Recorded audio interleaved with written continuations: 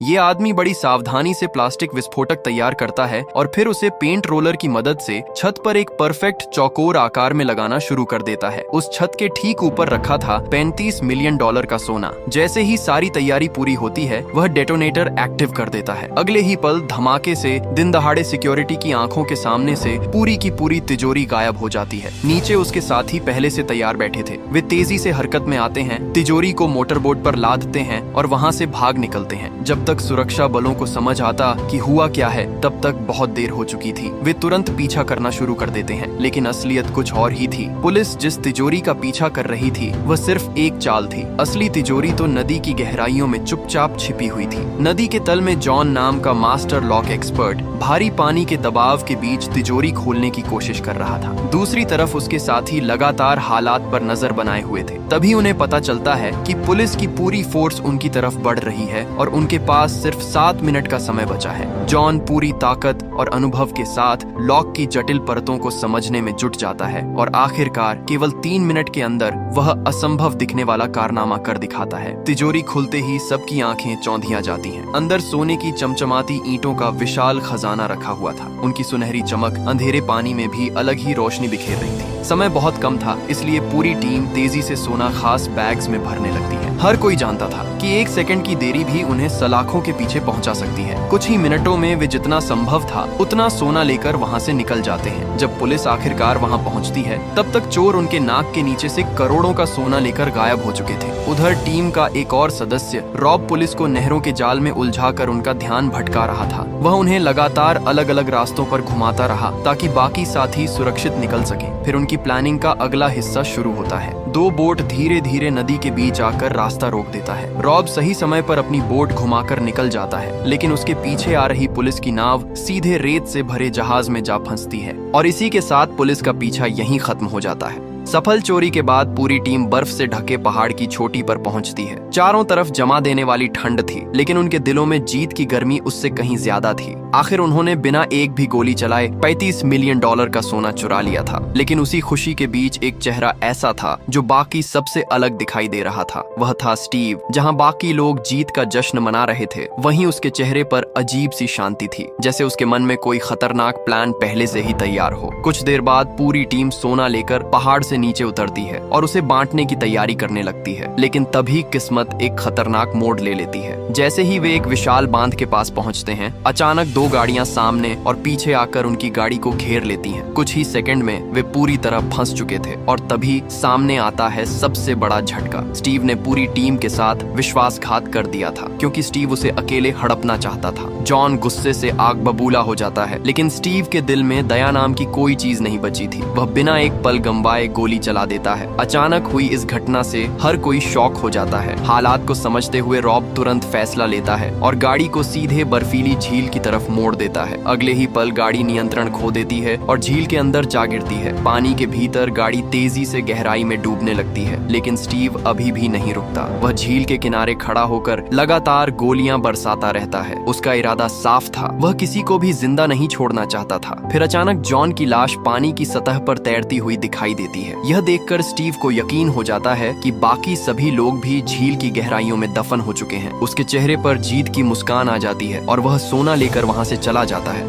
यही उसकी सबसे बड़ी गलती साबित होने वाली थी, क्योंकि गाड़ी में मौजूद इमरजेंसी ऑक्सीजन टैंकों की वजह से चार्ली और उसके साथी किसी तरह मौत के मुंह से वापस लौट आते हैं। लेकिन इस हादसे में वे अपने सबसे भरोसेमंद साथी जॉन को हमेशा के लिए खो चुके थे। जैसे ही वे किनारे पर पहुंचते हैं, चार्ली जॉन की लाश को अपनी बाहों में भर लेता है। उसकी आंखों में दर्द साफ दिखाई दे रहा था। उस दिन चार्ली ने मन ही मन एक फैसला कर लिया था। वह स्टीव को उसके विश्वासघात की कीमत जरूर चुकवाएगा। और देखते देखते 1 साल बीत जाता है और आखिरकार लंबे इंतजार के बाद उन्हें स्टीव का ठिकाना मिल ही जाता है। लेकिन अब एक नई समस्या उनके सामने खड़ी थी। स्टीव ने चुराया हुआ सारा सोना एक बेहद आधुनिक और अत्याधुनिक तिजोरी में छिपा रखा था। उसे खोलना किसी आम चोर के बस की बात नहीं थी। तभी चार्ली को जॉन की बेटी स्टेला याद आती है। स्टेला ने अपने पिता की तरह तिजोरियां खोलने की कला विरासत में पाई थी। जब चार्ली उसे अपने पिता की मौत और स्टीव के विश्वासघात के बारे में बताता है, तो स्टेला बिना एक पल गंवाए इस मिशन में शामिल होने के लिए तैयार हो जाती है। अगले दिन चार्ली स्टेला को अपनी टीम के बाकी सदस्यों से मिलवाता है। सबसे पहले वह उसे लायल से मिलवाता है। लायल कंप्यूटर और हैकिंग की दुनिया का जीनियस था। इसके बाद स्टेला की मुलाकात लेफ्ट ईयर से होती है। विस्फोटकों का यह एक्सपर्ट बचपन से ही चीजों को उड़ाने का शौकीन था। फिर सामने आता है हैंडसम रॉब, टीम का सबसे बेहतरीन ड्राइवर। उसकी ड्राइविंग स्किल्स इतनी जबरदस्त थीं कि पुलिस की सबसे खतरनाक रेस भी उसके सामने बेकार साबित हो जाती थी। टीम के इन रंग बिरंगे सदस्यों को देखकर स्टेला समझ चुकी थी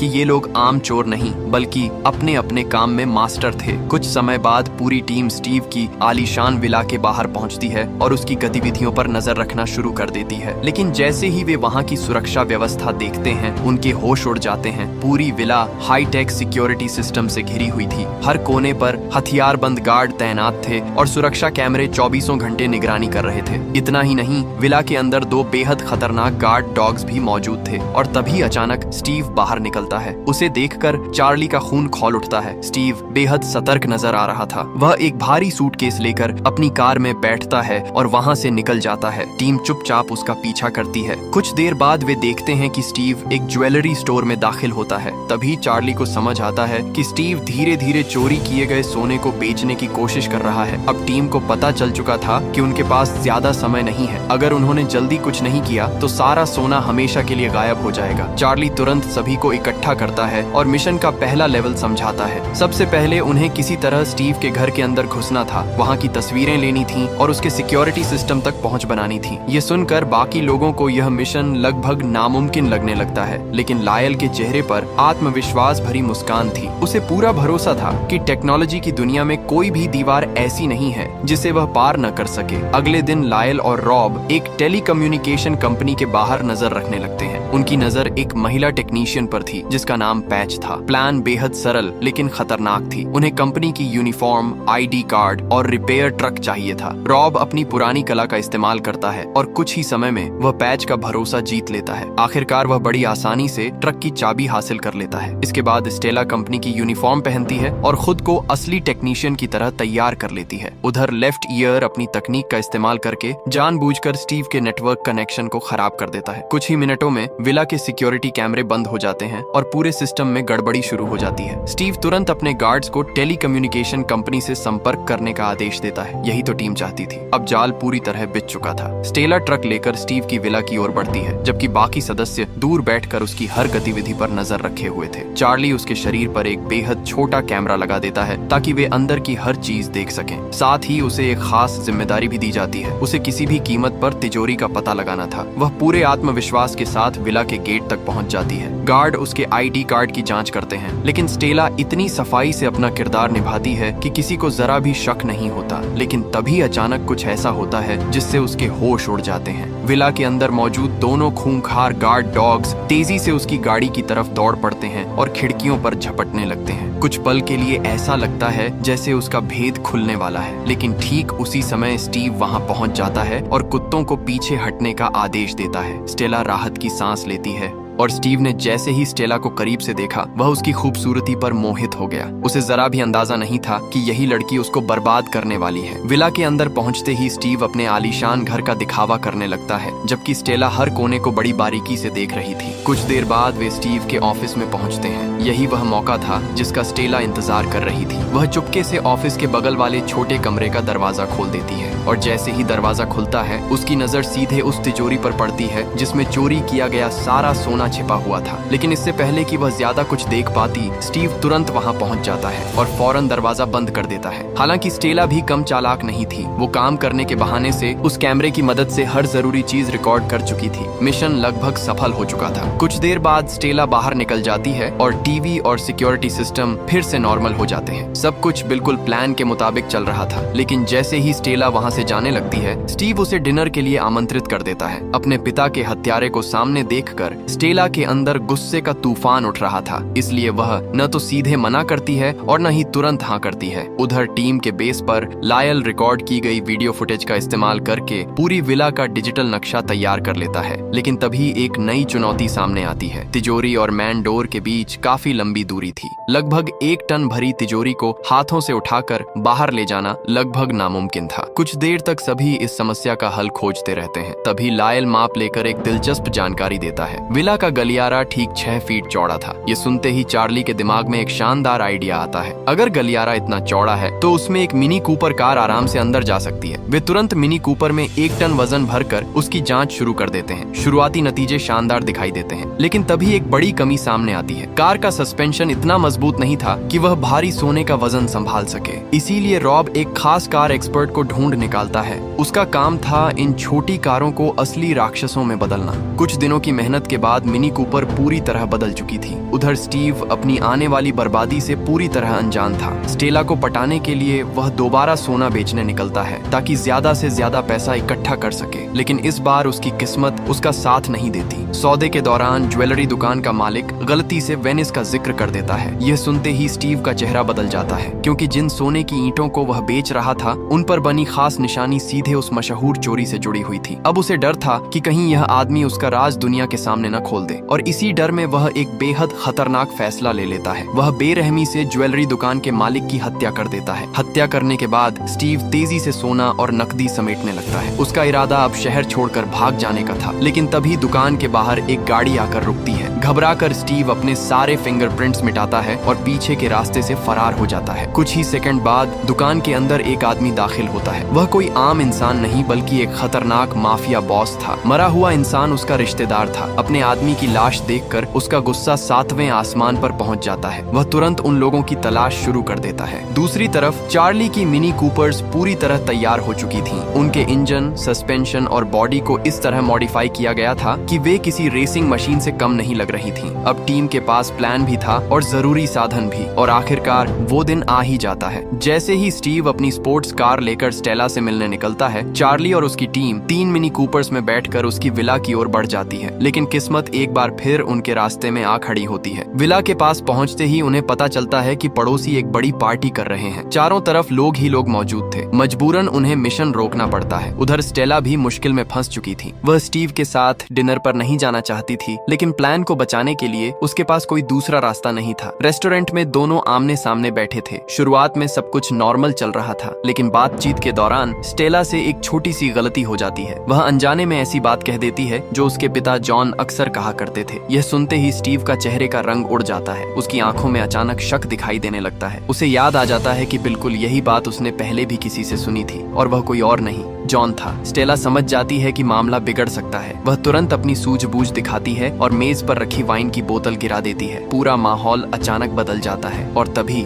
रेस्टोरेंट में पहले से मौजूद चार्ली और उसके बाकी साथी एक एक करके सामने आने लगते हैं। अब स्टीव चारों तरफ से घिर चुका था। जैसे ही स्टीव की नजर चार्ली और उसकी टीम पर पड़ती है, उसके चेहरे का रंग उड़ जाता है। उसे अपनी आंखों पर यकीन ही नहीं होता। कुछ पल के लिए पूरा माहौल तनाव से भर जाता है। चार्ली की आंखों में अब भी अपने दोस्त जॉन की मौत का दर्द साफ दिखाई दे रहा था, लेकिन स्टीव हमेशा की तरह घमंडी अंदाज में उन्हें उकसाने की कोशिश करता है। लेकिन चार्ली जानता था कि अभी भावनाओं में बहने का समय नहीं है। वह सीधे स्टीव की आंखों में देखकर साफ कर देता है कि जिस सोने के लिए उसने अपने दोस्तों को धोखा दिया था वह जल्द ही वापस उनके पास होगा। लेकिन स्टीव के चेहरे पर जरा भी डर दिखाई नहीं देता, क्योंकि वह चार्ली को बहुत अच्छी तरह जानता। उसे विश्वास था कि चार्ली अब अपना सबसे बड़ा हथियार खो चुका है, यानी जॉन एल। स्टीव को लगता था कि अब उसकी हर चाल पर नजर रखी जा रही है, इसलिए चार्ली कभी सफल नहीं हो पाएगा। लेकिन सच्चाई यह थी कि चार्ली पहले से कई कदम आगे सोच चुका था। उसी दौरान लायल गुप्त रूप से स्टीव और उसके गार्ड्स की बातचीत सुन रहा था, और तभी उसे एक बेहद महत्वपूर्ण जानकारी मिलती है। स्टीव बहुत जल्द तिजोरी को एयरपोर्ट ले जाकर शहर छोड़ने वाला था। यह खबर सुनकर बाकी सभी लोग चिंतित हो जाते हैं, लेकिन चार्ली के चेहरे पर मुस्कान आ जाती है, क्योंकि वह काफी समय से इस बात को लेकर परेशान था कि आखिर स्टीव की विला में गुस्सा कैसे जाए। अब समस्या खुद उसके पास चलकर आ रही थी। चार्ली तुरंत तुरंत फैसला करता है कि हमला विला में नहीं बल्कि रास्ते में किया जाएगा। हालांकि रॉब को यह प्लान जोखिम भरा लगता है। एयरपोर्ट तक पहुंचने के लिए कई रास्ते मौजूद थे और उन्हें बिल्कुल नहीं पता था कि स्टीव कौन सा रास्ता चुनेगा। लेकिन चार्ली पूरे आत्मविश्वास के साथ कहता है कि रास्ता स्टीव नहीं चुनेगा, रास्ता वे चुनेंगे। दरअसल लायल पहले ही लॉस एंजलिस के ट्रैफिक कंट्रोल सिस्टम में घुस चुका था। अब पूरे शहर की ट्रैफिक लाइट्स उनके नियंत्रण में थीं। योजना बेहद शानदार थी। वे सभी रास्तों को जाम कर देंगे और स्टीव के काफिले को मजबूर कर देंगे कि वह उसी रास्ते से गुजरे जो उन्होंने पहले से चुन रखा था। उधर लेफ्ट ईयर चुपके से उस सुरंग में बॉम्ब लगा देता है जहां से काफिले को गुजरना था। लायल रेलवे स्टेशन में अपना कंट्रोल सेंटर बनाता है और शहर के चौराहों पर लगे कैमरों से हर गतिविधि पर नजर रखने लगता है। वहीं टीम का नया सदस्य एक ट्रक लेकर सड़क किनारे तैयार खड़ा रहता है ताकि जरूरत पड़ने पर तुरंत मदद कर सके। अब सभी अपनी अपनी जगह पर थे, बस स्टीव के निकलने का इंतजार था। कुछ समय बाद आखिरकार स्टीव सड़क पर दिखाई देता है, लेकिन उसे देखकर पूरी टीम हैरान रह जाती है। स्टीव ने अपनी सुरक्षा के लिए एक बेहद चालाक रणनीति अपनाई थी। उसने एक नहीं बल्कि 3 एक जैसी बख्तरबंद गाड़ियां सड़क पर उतार दी थीं। ऊपर से वह खुद हेलीकॉप्टर में बैठकर पूरे ऑपरेशन की निगरानी कर रहा था। अब सबसे बड़ी समस्या सामने थी। तीनों गाड़ियां बिल्कुल एक जैसी दिख रही थीं, लेकिन उनमें से केवल एक में $35 मिलियन का सोना मौजूद था। हालांकि चार्ली के लिए यह भी कोई बड़ी समस्या नहीं थी। लायल कैमरों की फुटेज को देखना शुरू कर देता है। वह हर गाड़ी की स्पीड, वेट और मूवमेंट पर नजर रखता है। कुछ ही सेकंड में उसे एक जरूरी अंतर दिखाई देता है। एक गाड़ी बाकी दोनों की तुलना में थोड़ा अलग थी। टीम तुरंत उस बख्तरबंद गाड़ी का पीछा करना शुरू कर देती है। इसके बाद लायल अपने प्लान का अगला पार्ट शुरू करता है। वह ट्रैफिक कंट्रोल सिस्टम में घुसकर पूरे इलाके की ट्रैफिक लाइट्स बदल देता है। कुछ ही पलों में शहर की सड़कों पर अफरा तफरी मच जाती है।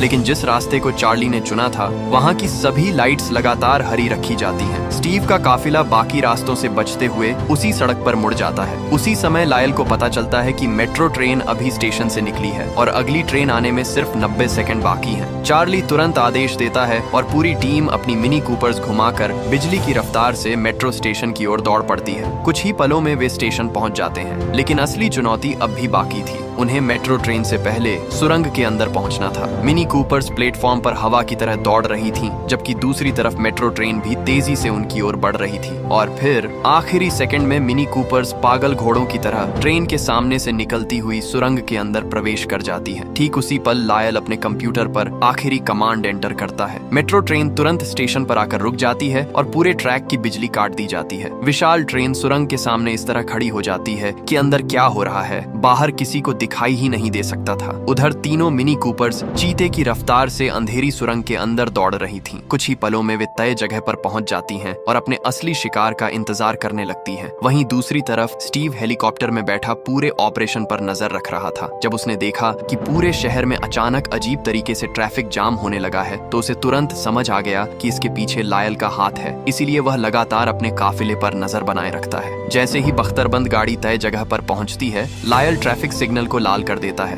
गाड़ी मजबूरन रुक जाती है और अगले ही पल एक झटके में वह बख्तरबंद गाड़ी उसकी आंखों के सामने से गायब हो जाती है। उसे समझ ही नहीं आता कि आखिर हुआ क्या है। वह घबराकर तुरंत अपने आदमियों को तलाश शुरू करने का आदेश देता है, लेकिन जब उसके गार्ड्स मेट्रो स्टेशन तक पहुंचते हैं तो उनके पैरों तले जमीन खिसक जाती है। सुरंग का रास्ता पूरी तरह बंद हो चुका था। ये खबर सुनते ही स्टीव के माथे पर पसीना आ जाता है। उसे महसूस होने लगता है कि उसका सबसे कीमती खजाना अब उसके हाथों से निकल चुका है। उधर सुरंग के अंदर रॉब बिना समय गंवाए बख्तरबंद गाड़ी के अंदर आंसू गैस छोड़ देता है। ड्राइवर कुछ समझ पाता उससे पहले ही उसकी आंखों के सामने अंधेरा छा जाता है। उसी समय चार्ली पूरी ताकत लगाकर गाड़ी का दरवाजा खोल देता है। अब बस तिजोरी निकालनी बाकी थी, लेकिन जैसे ही स्टेला तिजोरी को देखती है उसका चेहरा रंग उड़ जाता है। ये वही तिजोरी नहीं थी जिसे उसने स्टीव के घर में देखा था। स्टीव ने आखिरी समय में तिजोरी बदल दी थी। अब उनके सामने एक बिल्कुल अलग और ज्यादा खतरनाक मॉडल मौजूद था। स्टेला को कुछ ही पलों में समझ आ जाता है कि इस तिजोरी में ग्लास रिलॉकर सिस्टम लगा हुआ है, यानी अगर उन्होंने ड्रिल का इस्तेमाल किया और अंदर मौजूद कांच टूट गया तो तिजोरी हमेशा के लिए लॉक हो जाएगी और फिर करोड़ों डॉलर का सोना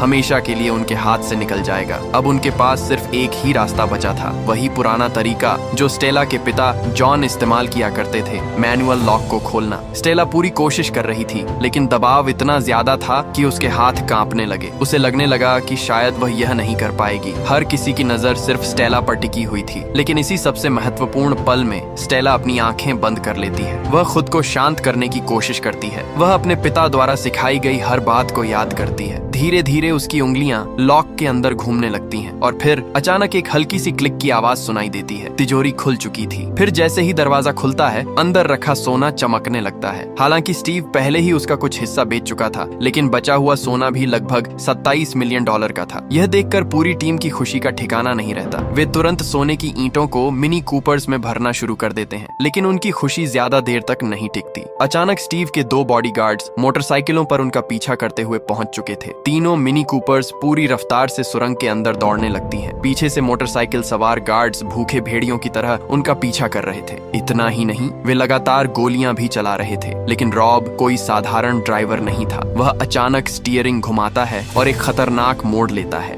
अगले ही पल एक मोटरसाइकिल संतुलन खो बैठती है और जोरदार टक्कर के साथ दुर्घटनाग्रस्त हो जाती है। लेकिन दूसरा गार्ड अब भी पीछे लगा हुआ था। वह लगातार गोलियां बरसा रहा था। कुछ ही सेकंड बाद तीनों मिनी कूपर्स सुरंग से बाहर निकलकर दिन की रोशनी में पहुंच जाती है। लेकिन रॉब भागने की बजाय अचानक गाड़ी को घुमा देता है और पीछा कर रहा गार्ड संभल ही नहीं पाता। अब टीम को लगने लगता है कि शायद वे बच गए हैं, लेकिन तभी आसमान से एक नई मुसीबत उतरती है। स्टीव का हेलीकॉप्टर। वह किसी शैतान की तरह सीधे उनके ऊपर आ पहुंचता है। अब सड़क और आसमान दोनों तरफ से उनका पीछा किया जा रहा था। हालात तेजी से बेकाबू होते जा रहे थे। लायल लगातार ट्रैफिक लाइट्स बदलकर उनके लिए रास्ता साफ करने की कोशिश करता है, लेकिन हेलीकॉप्टर हर जगह उनका पीछा कर रहा था। तभी चार्ली एक खतरनाक फैसला लेता है। वह टीम को अलग अलग दिशाओं में बंटने का आदेश देता है। उसका इरादा साफ था, वह खुद चारा बनेगा ताकि बाकी लोग सोना लेकर सुरक्षित निकल सकें। स्टीव भी चार्ली को अच्छी तरह जानता था। उसे पता था कि अगर टीम का लीडर हाथ लग गया तो बाकी सब अपने आप खत्म हो जाएंगे। इसीलिए वह अपनी पूरी ताकत चार्ली के पीछे लगा देता है और इस तरह चार्ली अपने साथियों के लिए कुछ अनमोल मिनट खरीद लेता है। लेकिन अब वह अकेला था और चार्ली भागते भागते एक बड़ी गलती कर बैठता है। तेजी से गाड़ी दौड़ाते हुए वह एक बंद रास्ते में पहुंच जाता है। अब उसके सामने कोई रास्ता नहीं बचा था। चार्ली तुरंत गाड़ी घुमाकर वापस भागने की कोशिश करता है, लेकिन तभी स्टीव का हेलीकॉप्टर उसके सामने आकर उतर जाता है और बाहर निकलने का एकमात्र रास्ता भी बंद कर देता है। दूसरी तरफ स्टीव के चेहरे पर जीत की मुस्कान फैल चुकी थी। उसे यकीन हो गया था कि आखिरकार उसने चार्ली को पकड़ लिया है, लेकिन वह चार्ली को कम आंकने की सबसे बड़ी गलती कर रहा था। अगले ही पल चार्ली अपनी मिनी कूपर को पूरी रफ्तार से हेलीकॉप्टर की तरफ दौड़ा देता है। जोरदार टक्कर के साथ हेलीकॉप्टर बुरी तरह क्षतिग्रस्त हो जाता है और उसे मजबूरन जमीन पर उतरना पड़ता है। यही वह मौका था जिसका चार्ली इंतजार कर रहा था। वह तुरंत वहां से निकल जाता है। अपनी आंखों के सामने शिकार को फिसलता देखकर स्टीव आग बबूला हो उठता है। वह सड़क पर खड़े एक पिकअप ट्रक को जबरदस्ती अपने कब्जे में लेता है और पागलों की तरह चार्ली का पीछा करने लगता है। उधर रॉब, स्टेला और बाकी साथी पहले ही तय किए गए स्टेशन तक पहुंच चुके थे। वे तेजी से अपनी मिनी कूपर्स को ट्रेन के डिब्बे में चढ़ा देते हैं। अब उन्हें सिर्फ चार्ली का इंतजार था। समय तेजी से निकल रहा था और तभी आखिरी सेकंड में चार्ली भी वहां पहुंच जाता है। ट्रेन चलने ही वाली थी। चार्ली बिना एक पल गंवाए अपनी गाड़ी सीधे डिब्बे के अंदर घुसा देता है। दरवाजे बंद होने लगते हैं। उसी समय स्टीव भी स्टेशन तक पहुंच जाता है, लेकिन अब बहुत देर हो चुकी थी। ट्रेन धीरे धीरे स्टेशन छोड़ने लगती है। पहली नजर में ऐसा लगता है कि चार्ली और उसकी टीम जीत चुकी है, लेकिन कहानी में अभी एक आखिरी मोड़ बाकी था। स्टीव चुपचाप एक दीवार के पीछे छिपकर सब कुछ देख रहा था। जैसे ही उसने ट्रेन को जाते देखा, वह बुरी तरह घबरा गया। वह किसी भी कीमत पर उस ट्रेन में चढ़ना चाहता था, इसलिए वह स्टेशन के टिकट इंस्पेक्टर को ढूंढता है और उसे रिश्वत देकर ट्रेन रुकवाने की कोशिश करता है। लेकिन उसे नहीं पता था कि वह इंस्पेक्टर भी चार्ली की योजना का हिस्सा था। कुछ ही पल बाद ट्रेन का दरवाजा धीरे धीरे खुलता है और जो दृश्य सामने आता है उसे देखकर स्टीव की आंखें फटी रह जाती हैं। दरवाजे के भीतर से चार्ली बाहर निकलकर सामने खड़ा हो जाता है। उसके चेहरे पर जीत की मुस्कान थी। वह स्टीव को देखकर ऐसे मुस्कुरा रहा था जैसे कह रहा हो कि सारी चालाकियों और साजिशों के बावजूद आखिर जीत उसी की हुई है। यह देखकर स्टीव का गुस्सा 7वें आसमान पर पहुंच जाता है। वह तुरंत अपनी बंदूक निकाल लेता है और सोना वापस मांगने लगता है। लेकिन चार्ली बिल्कुल भी नहीं डरता, क्योंकि इस बार खेल पूरी तरह उसके नियंत्रण में था। अचानक स्टीव के पीछे 2 बड़े आदमी आ जाते हैं और उसकी गर्दन पर बंदूक तान देते हैं। स्टीव हैरान रह जाता है। उसे समझ ही नहीं आता कि आखिर ये लोग कौन हैं। तभी उसे एहसास होता है कि चार्ली ने उस खतरनाक माफिया बॉस के साथ हाथ मिला लिया है, जिसके रिश्तेदार की हत्या उसने की थी।